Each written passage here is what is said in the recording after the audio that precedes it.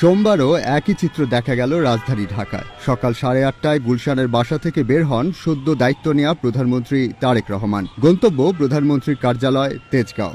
সকাল 8:45টার দিকে তেজগাঁয়ের trust petrol পাম্পের সামনে ট্রাফিক সিগন্যালে দীর্ঘ সময় দাঁড়িয়ে থাকতে দেখা যায় প্রধানমন্ত্রীর ছোট্ট গাড়িবহরকে। বাসা থেকে কার্যালয়ে আসার পুরো পথেই প্রতিটি ট্রাফিক সিগন্যালে গাড়ি থামিয়ে নিয়ম মেনেই অপেক্ষা করেন তিনি। কোনো অতিরিক্ত প্রোটোকল নয়, সাইরেনের তাড়া নয়, সাধারণ নাগরিকদের মতোই ট্রাফিক আইন মেনে চলার এই দৃশ্য আশেপাশের মানুষের মধ্যে কৌতূহল সৃষ্টি করে। অনেকেই থেমে দৃশ্যটি দেখেন, কেউ কেউ মোবাইলে ধারণ করেন মুহূর্তটি।